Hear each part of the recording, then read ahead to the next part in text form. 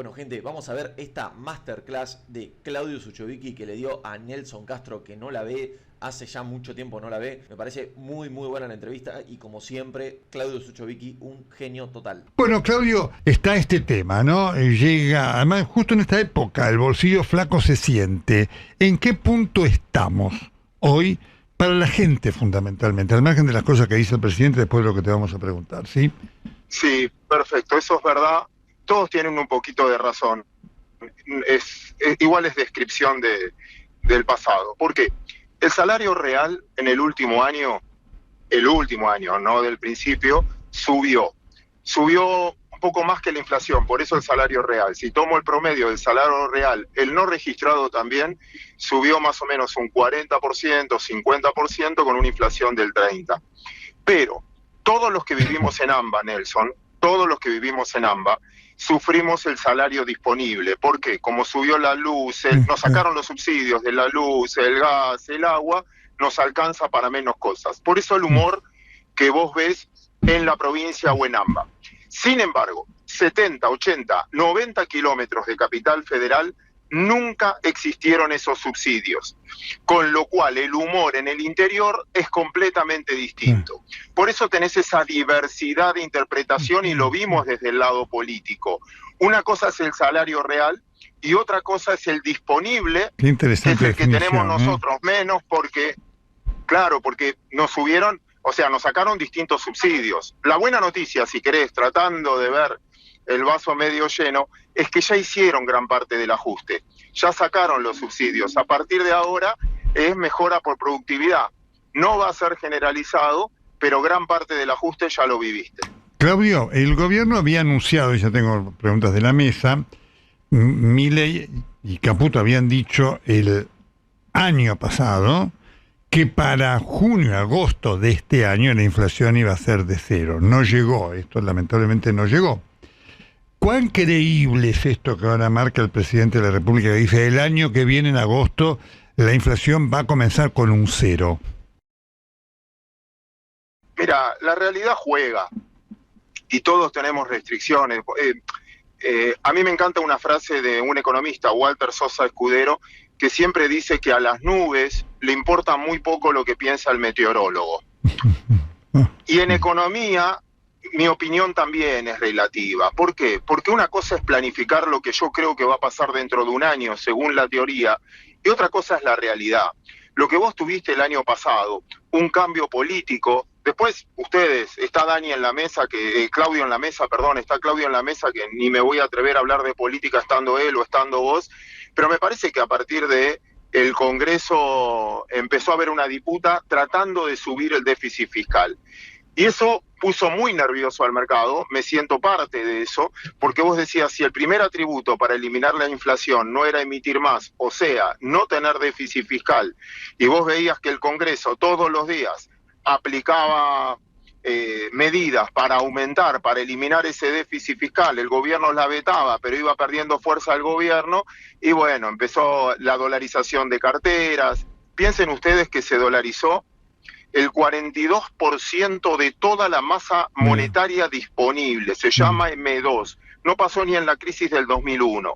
Y eso trae recesión, porque la decisión de la gente, se compraron más, después está el número finito, cada uno tiene su número, pero más de 35.000 millones de dólares que los argentinos no destinaron al consumo, no destinaron al stock, no destinaron a la inversión productiva y compraron dólares y los guardaron. Eso trae recesión y eso explica, entre otras cosas, por qué atrasa ese punto. La expectativa de mercado era distinta. Calmado el mercado, lo tendríamos que ver ahora, calmado el mercado, yo te tendría que decir, bueno, si no emiten más realmente, y es muy probable que la inflación baje.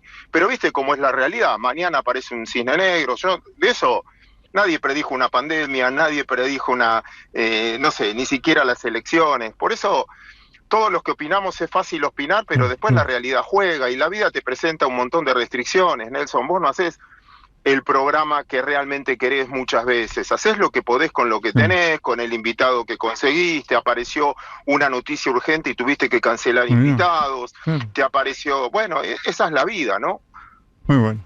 Claudito, ¿cómo ves la flexibilidad del gobierno, la pericia técnica y también, si querés, ideológica, con el tema del cambio cultural, que es un concepto que a veces entusiasma y otras veces asusta porque rigidiza, justamente para tomar las decisiones que hay que tomar tanto en el Congreso como en la economía durante este 2026 que amanece. Brillante, Claudito. Me encantaría saberlo. Perdón, te voy a desilusionar con la respuesta. Muy bien, muy bien. Sí, porque por la tendencia yo te diría, empezó. Mira, durante 2 primeros años yo creo que, yo también, si hay un error también es mío, diciendo, yo creo que lo que más importaba a la sociedad era la inflación. Una vez que empezaste a no tener ese miedo, a no ir al sacarte los pesos de encima, ir al supermercado, comprar todo el primer día del mes, estamos discutiendo los decimales, ¿no? 2,2, 2,3, es altísima todavía, pero estamos hablando de comas, ya no de los numerales. Con lo cual, yo creo que ahora el discurso va a tener que ser otro, empezó a ser otro, y necesitamos la flexibilidad que vos decís, que es, ahora tenemos que hablar de crecimiento económico, para que mejore lo que decía Nelson recién, antes en la primera pregunta, la percepción del salario real. Para que mejore realmente, para que Argentina crezca, necesita las inversiones y para eso necesita las reformas laborales, fiscales y legales en muchos casos, que depende que te toque, depende cómo te sale el juicio laboral o cada uno tiene su interpretación.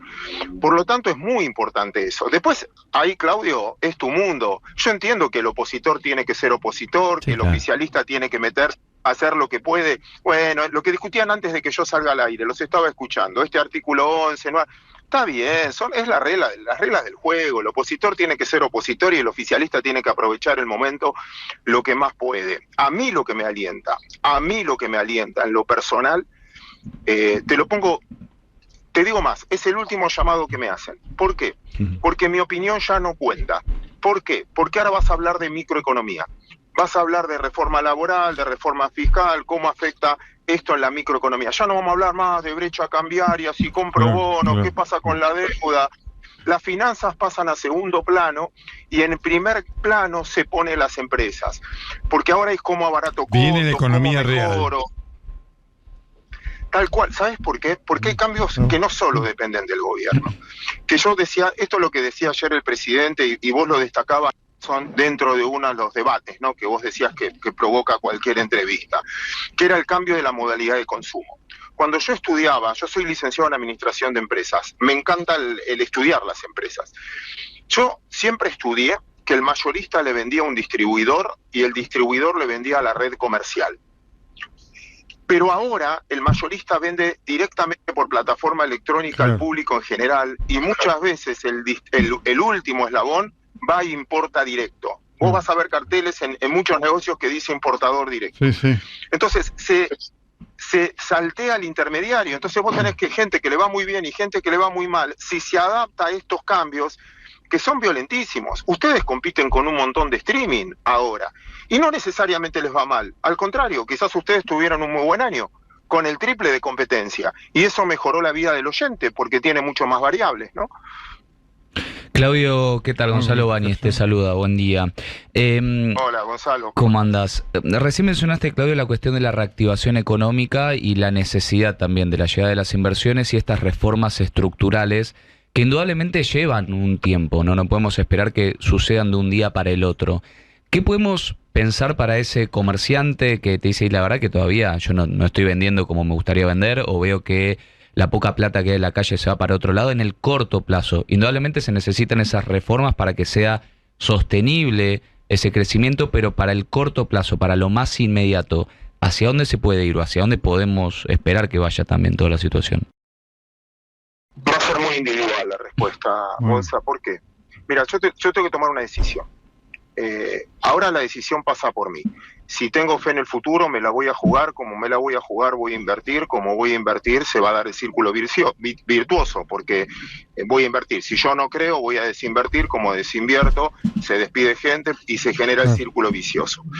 Pero eso es una decisión donde yo digo, por ejemplo, si vos crees que el año que viene va a ser malo, y quizás ustedes no inviertan como programa, ni la radio ni ustedes. Si vos crees que podés conseguir el doble de auspicios, porque ahora la gente, piensen ustedes, vivíamos en un mundo chicos, donde la publicidad de las empresas era no consumo. Yo me acuerdo de las empresas de energía que decían no consuma energía. Las empresas de nafta no compren nafta. Sí, El es que verdad. tenía stock no lo quería vender. No lo quería vender. Ahora necesitamos competir. Y vos decís, che, ahora me van a necesitar auspicio, van a necesitar mostrarse las empresas. ¿Sabes qué? Vamos a tomar otro productor, vamos a comprar nuevos micrófonos, vamos con todo, porque ahora competimos con un montón. Si vos tomás esa actitud, es probable que te vaya muy bien, le saques ventaja al resto. Y también si el país sale mal, que te equivoques y pierdas plata. Pero la decisión es tuya a partir de ahora. Por eso es bien de la economía real. Yo, por ejemplo, te lo llevo a mi mundo, al mundo de la bolsa. Quizás vos me decías, Claudio, dame un consejo antes. Y yo, equivocadamente, te podía decir, mira, las elecciones están muy complicadas. Después de las elecciones en provincia de Buenos Aires, como esto es binario, y escucho todas las mañanas a Claudio Saboya que decía que esto era binario y que era más una elección presidencial que, mira, si sale bien, vas a ganar un montón, pero si sale mal podés perder un montón. ¿Sabes qué? Dolarizate y quédate afuera. Al otro día, el 27 de octubre, el mercado subió 50% la primera operación. Te quedaste afuera. Entonces vos me decís, dormí tranquilo. Sí, pero te quedaste afuera.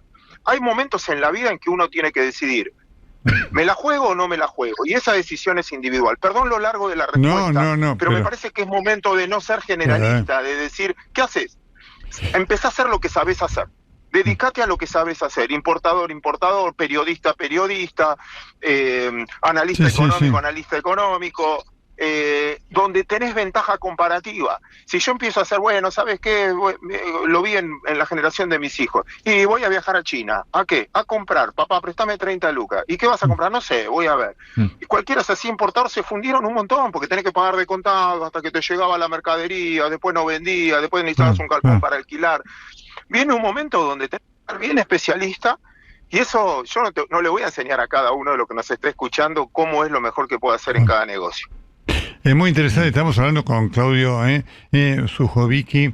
Es muy interesante esta actitud de honestidad intelectual, por eso nos interesa hablar contigo de real, ¿no? Ante tanta gente que dice, no, esto va para acá, esto va para allá. Es decir, esto tiene un nivel de incertidumbre imposible de evitar, como de cualquier producto de lo que es la dinámica de la vida de una sociedad, ¿no es cierto? Ahora, en este contexto,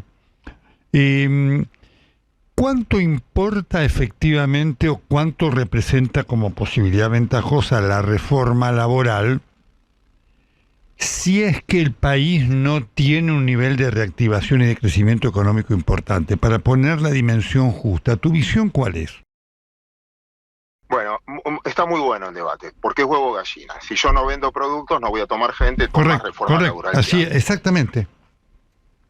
Está muy bien el punto. Pero, si no lo haces, ya perdimos la batalla. Voy por lo negativo. El 50% de la economía y del trabajo es informal. ¿A quién estás defendiendo no haciéndola, Nelson? A los que están dentro del sistema, sí, por supuesto, que es minoría. Tal cual. ¿Cómo hago para...?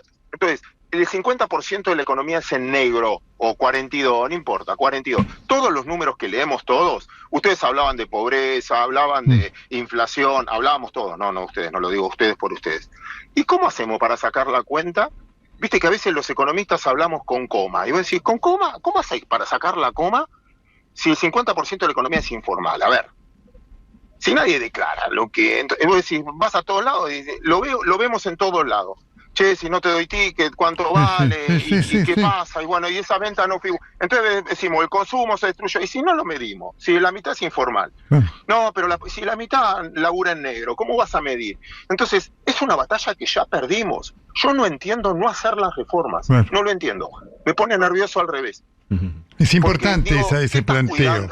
Es importante ese planteo desde tu punto de vista. Todos nosotros somos muy críticos de la dirigencia de la CGT y demás, pero es importante esta visión tuya técnica para evitar fiasco, digamos, ¿no? Para decir esto que vos decís, es huevo de gallina, es decir, las dos cosas deben confluir también. Es decir, un país que no tiene inversión puede tener la mejor ley laboral que no crea trabajo y, por supuesto, una mala ley laboral puede hacer que, habiendo crecimiento, nadie diga, bueno, voy a tomar trabajo porque genera una complicación, ¿no? Mira, déjame jugar con esto, que ya sé que repetí este ejemplo 1000 veces, pero cada vez que me den un micrófono lo voy a hacer. Que es una movida que voy perdiendo 5-0. Que es, mira, un salario de 1 millón de pesos. Sí. Claudio, ahí te tenemos, vamos a ver si lo podemos. Estamos hablando con Claudio Sujovic, que tiene la virtud de ser muy claro y de bajar las cosas a la realidad de cada uno de nosotros, ¿no es cierto? A lo que vivimos todos los días. Siempre con un ángulo diferente al que por ahí abordamos todo, ¿no? Claudio, te seguimos escuchando. Estaba diciendo del salario de 1 millón de pesos. Perdón. Claro, 1 millón de pesos de bolsillo al empleador le cuesta 1.800.000 pesos. Argentina tiene 80% de cargas sociales, América Latina tiene 50%. Quiere decir que el que puso el riesgo, el riesgo en este caso, el que paga 1.800.000. Pero el empleado que pone el laburo, que pone el esfuerzo, que se levanta y viaja 2 horas por mañana en tren, ese tipo recibe 1 millón. Neto de lo que le queda de impuestos, porque paga IVA, por lo que consume, porque lo que le descuentan, le depositaron la guita y aparece un ingresos brutos, una tasa municipal, cualquier cosa, te quedan más o menos 800.000 pesos. Resulta que el empleador pagó un palo 800 y el pobre tipo que labura toda la vida recibe 800.000. Hay laburantes pobres, hay gente que labura 10 horas por día y no le alcanza para llegar a fin de mes. ¿Por qué no le damos 1.800.000? O le damos 1.600.000, 1.500.000, y que todos los intermediarios le vayan a buscar al empleado, y que los puteen a ellos, no al empleador.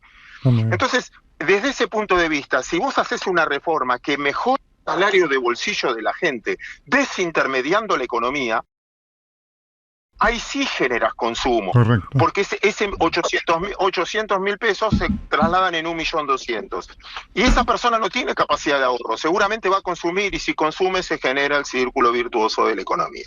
Perdón la ausencia. No, está muy bien explicado. Esto, insisto, explica el porqué, no en todos los casos, pero en algunos casos hay gente que dice, prefiero trabajar en negro. Claro. Porque no le quiero dar esto al sindicato, porque ese apoyo para el sindicato, cuando voy a la obra social no me da nada, esto, aquello y demás, y quiero quedarme yo con el 1.800.000, y después yo veo qué es lo que hago, ¿no? Esto está pasando, ¿eh?